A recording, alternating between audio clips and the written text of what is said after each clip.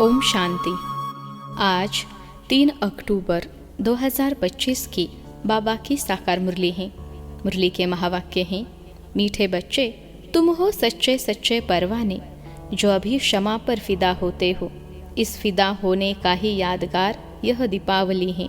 प्रश्न है, बाबा ने अपने बच्चों को कौन सा समाचार सुनाया है? उत्तर है, बाबा ने सुनाया, तुम आत्माएं निर्वाण धाम से कैसे आती हो और मैं कैसे आता हूँ। मैं कौन हूँ, क्या करता हूँ, कैसे रामराज्य स्थापन करता हूँ, कैसे तुम बच्चों को रावण पर विजय पहनाता हूँ। अभी तुम बच्चे इन सब बातों को जानते हो। तुम्हारी ज्योति जगी हुई है।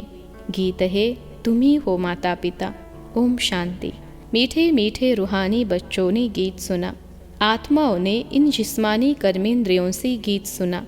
गीत में पहले तो ठीक था, पिछाड़ी को फिर भक्ति के अक्षर थे। तुम्हारे चरणों की धूल है। अब बच्चे चरणों की धूल थोड़े ही होते हैं, यह रॉन्ग है। बाप बच्चों को राइट अक्षर समझाते हैं। बाप आते भी वहाँ हैं जहाँ से बच्चे आते हैं, वह है निर्वाण धाम। बच्चों को सबके आने का समाचार तो सुनाया, अपना भी सुनाया कि मैं कैसे आता हूँ, आकर के क्या करता हूँ। राम राज्य स्थापन करने अर्थ रावण पर विजय पहनाते हैं।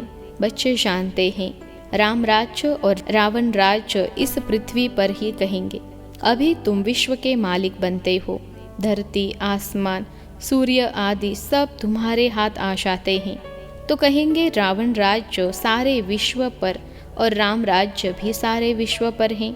रावण राज्य में कितने करोड़ हैं, राम राज्य में थोड़े होते हैं, फिर धीरे धीरे वृद्धि को पाते हैं। रावण राज्य में वृद्धि बहुत होती है क्योंकि मनुष्य विकारी बन जाते हैं। राम राज्य में है निर्विकारी। मनुष्यों की ही कहानी है तो राम भी बेहद का मालिक, रावण भी बेहद का मालिक। अभी कितने अनेक धर्म हैं, गाया हुआ है अनेक धर्मों का विनाश। बाबा ने झाड़ पर भी समझाया है। अब दशहरा मनाते हैं, रावण को जलाते हैं, यह है हद का जलाना। तुम्हारी तो है बेहद की बात। रावण को भी सिर्फ भारतवासी ही जलाते हैं। विदेश में भी जहाँ जहाँ भारतवासी शास्त्री होंगे वहाँ भी जलाएंगे। वह है हद का दशहरा। दिखाते हैं लंका में रावण राज्य करते थे, सीता को चुराकर लंका में ले गया। यह हो गई हद की बातें। अब बाप कहते हैं सारे विश्व पर रावण का राज्य है, राम राज्य अब नहीं है। राम राज्य अर्थात ईश्वर का स्थापन किया हुआ। सतयुग को कहा जाता है राम राज्य। माला सिमरते हैं, रघुपति राघव राजा राम कहते हैं, लेकिन राम राज्य को नहीं सिमरते हैं। जो सारे विश्व की सेवा करते हैं उनकी माला सिमरते हैं। भारतवासी दशहरे के बाद फिर दीपावली मनाते हैं। दीपावली क्यों मनाते हैं? क्योंकि देवताओं की ताजपोशी होती है। कारोनेशन पर बत्तियां आदि बहुत जलाते हैं। एक तो ताजपोशी, दूसरा फिर कहा जाता है घर घर में दीपमाला। हर एक आत्मा की ज्योति जग जाती है। अभी सब आत्माओं की ज्योति उजाई हुई है। आयरन एजड है यानी अंधियारा है। अंधियारा माना भक्ति मार्ग। भक्ति करते करते ज्योत कम हो जाती है। बाकी वह दीपमाला तो आर्टिफिशियल है। ऐसे नहीं कि कारोनेशन होता है तो आतिशबाजी जलाते हैं। दीपमाला पर लक्ष्मी को बुलाते हैं, पूजा करते हैं। यह उत्सव है भक्ति मार्ग के। जो भी राजा तख्त पर बैठते हैं तो उनका कारोनेशन डे धूमधाम से मनाया जाता है। यह सब है हद के। अभी तो बेहद का विनाश, सच्चा सच्चा दशहरा होना है। बाप आए हैं सबकी ज्योत जगाने। मनुष्य समझते हैं हमारी ज्योत बड़ी ज्योत से मिल जाएगी। ब्रह्म समाजियों के मंदिर में सदैव ज्योत जगती है। समझते हैं जैसे परवाने ज्योति पर फेरी पहन फिदा होते हैं, वैसे हमारी भी आत्मा अब बड़ी ज्योति में मिल जाएगी। इस पर दृष्टांत बनाया है। अभी तुम हो आधा कल्प के आशिक। तुम आकर एक माशूक पर फिदा हुए हो। जलाने की तो बात नहीं। जैसे वह आशिक माशूक होते हैं तो वह एक दो के आशिक बन जाते हैं। यहाँ वह एक ही माशूक है, बाकी सब है आशिक। आशिक उस माशूक को भक्ति मार्ग में याद करते रहते हैं। माशूक आप आओ तो हम तुम्हारे पर बलि चढ़े। तुम्हारे सिवाय हम किसको भी याद नहीं करेंगे। यह तुम्हारा जिस्मानी लव नहीं है, उन आशिक माशूक का जिस्मानी लव होता है। बस एक दो को देखते रहते हैं, देखने से ही जैसे तृप्त हो जाते हैं। यहाँ तो एक माशूक, बाकी सब है आशिक। सब बाप को याद करते हैं, भल कोई नेचर आदि को भी मानते हैं, फिर भी ओ गॉड, हे भगवान, मुख से जरूर निकलता है। सब उनको बुलाते हैं, हमारे दुख दूर करो। भक्ति मार्ग में तो बहुत आशिक माशूक होते हैं, कोई किसका आशिक, कोई किसका आशिक। हनुमान के कितने आशिक होंगे। सब अपने अपने माशूक के चित्र बनाकर फिर आपस में मिलकर बैठ उनकी पूजा करते हैं। पूजा कर फिर माशूक को डुबो देते हैं। अर्थ कुछ भी नहीं निकलता। यहाँ वह बात नहीं। यह तुम्हारा माशूक एवर गोरा है, कभी सावरा बनता नहीं। बाप मुसाफिर आकर सबको गोरा बनाते हैं। तुम भी मुसाफिर हो ना, दूर देश से आकर यहाँ पाड़ बचाते हो। तुम्हारे में भी नंबरवार पुरुषार्थ अनुसार समझते हैं। अभी तुम त्रिकालदर्शी बन गए हो, रचता और रचना के आदि मध्य अंत को जानते हो, तो तुम हो गए त्रिकालदर्शी ब्रह्मा कुमार कुमारिया। जैसे सदगुरु आदि का भी टाइटल मिलता है ना, तुमको यह टाइटल मिलता है। तुमको सबसे अच्छा टाइटल मिलता है स्वदर्शन चक्रधारी। तुम ब्राह्मण ही स्वदर्शन चक्रधारी हो या शुबाबा भी हैं? बच्चों ने कहा शुबाबा भी हैं। हाँ, क्योंकि स्वदर्शन चक्रधारी आत्मा होती है ना शरीर के साथ। बाप भी इसमें आकर समझाते हैं, शुबाबा स्वदर्शन चक्रधारी न हो तो तुमको कैसे बनाए। वह सबसे सुप्रीम ऊंचते ऊंच आत्मा है। देह को थोड़े ही कहा जाता, वह सुप्रीम बाप ही आकर तुमको सुप्रीम बनाते हैं। स्वदर्शन चक्रधारी आत्माओं के सिवाय कोई बन न सके। कौन सी आत्मा? जो ब्राह्मण धर्म में है। जब शूद्र धर्म में थे तो नहीं जानते थे, अब बाप द्वारा तुमने जाना है। कितनी अच्छी अच्छी बातें हैं, तुम ही सुनते हो और खुश होते हो। बाहर वाले यह सुने तो आश्चर्य खाए, ओहो यह तो बहुत ऊंच ज्ञान है। अच्छा, तुम भी ऐसा स्वदर्शन चक्रधारी बनो तो फिर चक्रवर्ती राजा विश्व का मालिक बन जाएंगे। यहाँ से बाहर गए खलास। माया इतनी बहादुर है, यहाँ की यहाँ रही। जैसे गर्भ में बच्चा अंजाम यानी वायदा कर निकलता है, फिर भी वहाँ की वहाँ रह जाती है। तुम प्रदर्शनी आदि में समझाते हो, बहुत अच्छा करते हैं, नॉलेज बहुत अच्छी है। मैं ऐसा पुरुषार्थ करूँगा, यह करूँगा। बस बाहर निकला, वहाँ की वहाँ रही, परंतु फिर भी कुछ न कुछ असर रहता है। ऐसे नहीं कि वह फिर आएंगे नहीं। झाड़ की वृद्धि होती जाएगी, झाड़ वृद्धि को पाएगा तो फिर सबको खींचेंगे। अभी तो यह है रो नर्क। गरुड़ पुराण में भी ऐसी ऐसी रोचक बातें लिखी हैं जो मनुष्यों को सुनाते हैं ताकि कुछ डर रहे।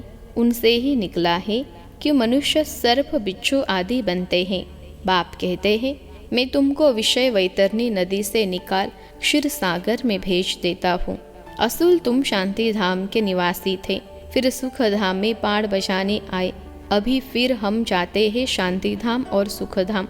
यह धाम तो याद करेंगे ना। गाते भी है तुम मात पिता। वह सुख घने रेतो होते ही है सतयुग में। अभी है संगम, यहाँ पिछाड़ी में त्राही त्राही करेंगे, क्योंकि अति दुख होता है। फिर सतयुग में अति सुख होगा। अति सुख और अति दुख का यह खेल बना हुआ है। विष्णु अवतार भी दिखाते हैं। लक्ष्मी नारायण का जोड़ा कैसे ऊपर से आते हैं। अब ऊपर से शरीरधारी कोई आते थोड़े ही हैं। ऊपर से आती तो हर एक आत्मा है, परंतु ईश्वर का अवतरण बहुत विचित्र है। वही आकर भारत को स्वर्ग बनाते हैं। उनका त्योहार शिव जयंती मनाते हैं। अगर मालूम होता कि परमपिता परमात्मा शिव ही मुक्ति जीवन मुक्ति का वर्षा देते हैं, तो फिर सारे विश्व में गॉड फादर का त्योहार मनाते, बेहद के बाप का यादगार मनाए। तब जब समझे कि शिव बाबा ही लिबरेटर गाइड हैं, उनका जन्म ही भारत में होता है। शिव जयंती भी भारत में मनाते हैं, परंतु पूरी पहचान नहीं तो हॉलिडे भी नहीं करते हैं। जो बाप सर्व की सद्गति करने वाला, उनके जन्मभूमि जहाँ अलौकिक कर्तव्य आकर करते हैं, उनका जन्मदिन और तीर्थ यात्रा तो बहुत मनानी चाहिए। तुम्हारा यादगार मंदिर भी यहाँ ही है, परंतु किसको पता नहीं है कि शिव बाबा ही आकर लिबरेटर गाइड बनता है। कहते सब है कि सब दुखों से छुड़ाकर सुख धाम में ले चलो, परंतु समझते नहीं। भारत बहुत ऊंचते ऊंच खंड है। भारत की महिमा अपरम अपार गाई हुई है। वहाँ ही शिव बाबा का जन्म होता है। उनको कोई मानते नहीं, स्टैंप नहीं बनाते, औरों की तो बहुत बनाते रहते हैं। अब कैसे समझाया जाए जो इनके महत्व का सबको पता पड़े। विलायत में भी सन्यासी आदेश आकर भारत का प्राचीन योग सिखलाते हैं। जब तुम यह राजयोग बताएंगे तो तुम्हारा बहुत नाम होगा। बोलो, राजयोग किसने सिखाया था? यह किसको पता नहीं है। कृष्ण ने भी हठयोग तो सिखाया नहीं। यह हठयोग है सन्यासियों का, जो बहुत अच्छे पढ़े लिखे हैं, जो अपने को फिलोसोफर कहते हैं। वह इन बातों को समझ और सुधर जाए। कहे हमने भी शास्त्र पढ़े हैं, परंतु अब जो बाप सुनाते हैं वह राइट है, बाकी सब है रॉन्ग। तो यह भी समझे कि बरोबर बड़े से बड़ा तीर्थ स्थान यह है जहाँ बाप आते हैं। तुम बच्चे जानते हो इसको कहा जाता है धर्म भूमि। यहाँ जितने धर्मात्मा रहते हैं उतने और कहाँ नहीं। तुम कितना दान पुण्य करते हो, बाप को जान कर तन मन धन सब इस सेवा में लगा देते हो। बाप ही सबको लिबरेट करते हैं, सबको दुख से छुड़ाते हैं, और धर्म स्थापक कोई दुख से नहीं छुड़ाते हैं। वह तो आते ही है उनके पिछाड़ी। नंबर वार सब पाड़ बजाने आते हैं। पाड़ बजाते बजाते तमो प्रधान बन जाते हैं, फिर बाप आकर सतो प्रधान बनाते हैं। तो यह भारत कितना बड़ा तीर्थ है। भारत सबसे नंबर 1 ऊंच भूमि है। बाप कहते हैं मेरी यह जन्म भूमि है, मैं आकर सबकी सदगति करता हूँ, भारत को हेविन बना देता हूँ। तुम बच्चे जानते हो बाप स्वर्ग का मालिक बनाने आए हैं। ऐसे बाप को बहुत प्यार से याद करो, तुमको देख और भी ऐसे कर्म करेंगे। इसको ही कहा जाता है अलौकिक दिव्य कर्म। ऐसे मत समझो कोई नहीं जानेंगे, ऐसे निकलेंगे जो तुम्हारे यह चित्र भी ले जाएंगे। अच्छे अच्छे चित्र बने तो स्टीमर भरा कर ले जाएंगे। स्टीमर जहाँ जहाँ खड़ा रहता है वहाँ यह चित्र लगा देंगे। तुम्हारी बहुत सर्विस होनी है। बहुत उदारचित हुंडी भरने वाले सावल शाह भी निकलेंगे जो ऐसे काम करने लग पड़ते हैं, ताकि सबको मालूम पड़े कि यह कौन है जो इस पुरानी दुनिया को बदल और नई दुनिया स्थापन करते हैं। तुम्हारी भी पहले तुच्छ बुद्धि थी, अभी तुम कितने स्वच्छ बुद्धि बने हो। जानते हो हम इस ज्ञान और योग बल से विश्व को हेविन बनाते हैं, बाकी सब मुक्ति धाम में चले जाएंगे। तुम्हें भी अथॉरिटी बनना है। बेहद के बाप के बच्चे होना शक्ति मिलती है याद से। बाप को वर्ल्ड ऑलमाइटी अथॉरिटी कहा जाता है। सभी वेदों शास्त्रों का सार बताते हैं। तो बच्चों को कितना उमंग रहना चाहिए सर्विस का। मुख से ज्ञान रत्नों के सिवाय और कुछ न निकले। तुम हर एक रूप बसंत हो। तुम देखते हो सारी दुनिया सब जाने हरी भरी बन जाती है, सब कुछ नया, वहाँ दुख का नाम नहीं। 5 तत्व भी तुम्हारी सर्विस में हाजिर रहते हैं। अभी वह डिस सर्विस करते हैं क्योंकि मनुष्य लायक नहीं है। बाप अभी लायक बनाते हैं। अच्छा, मीठे मीठे सिखलते बच्चों प्रति माता पिता बाप दादा का याद प्यार और गुड मॉर्निंग। रूहानी बाप की रूहानी बच्चों को नमस्ते। हम रूहानी बच्चों की सिखलते रूहानी माता पिता बाप दादा को याद प्यार, गुड मॉर्निंग और नमस्ते बाबा नमस्ते। धारणा के लिए मुख्य सार। पहली पॉइंट है रूप बसंत बन, मुख से सदैव ज्ञान रत्न ही निकालने हैं। सर्विस के उमंग में रहना है, याद में रहना और सबको बाप के याद दिलाना, यही दिव्य अलौकिक कार्य करना है। दूसरी पॉइंट है सच्चा सच्चा आशिक बन, एक माशुक पर फिदा होना है, अर्थात बलि चढ़ना है, तभी सच्ची दीपावली होगी। आज का वरदान है विश्व महाराजन की पदवी प्राप्त करने वाले सर्व शक्तियों के स्टॉक से संपन्न यानी भरपूर भव। विश्व महाराजन की पदवी प्राप्त करने वाले सर्व शक्तियों के स्टॉक से संपन्न यानी भरपूर भव। विश्लेषण है जो विश्व महाराजन की पदवी प्राप्त करने वाली आत्माएं हैं उनका पुरुषार्थ सिर्फ अपने प्रति नहीं होगा, अपने जीवन में आने वाले विघ्न व परीक्षाओं को पास करना यह तो बहुत कॉमन है। लेकिन जो विश्व महाराजन बनने वाली आत्माएं हैं, उनके पास अभी से सर्व शक्तियों का स्टॉक भरपूर होगा। उनका हर सेकेंड, हर संकल्प दूसरों के प्रति होगा। तन, मन, धन, समय, श्वास सब विश्व कल्याण में सफल होता रहेगा। आज का स्लोगन है, एक भी कमजोरी अनेक विशेषताओं को समाप्त कर देती है, इसलिए कमजोरियों को तलाक दो। एक भी कमजोरी अनेक विशेषताओं को समाप्त कर देती है, इसलिए कमजोरियों को तलाक दो। अव्यक्त इशारे। स्वयं और सर्व के प्रति मनसा द्वारा योग की शक्तियों का प्रयोग करो।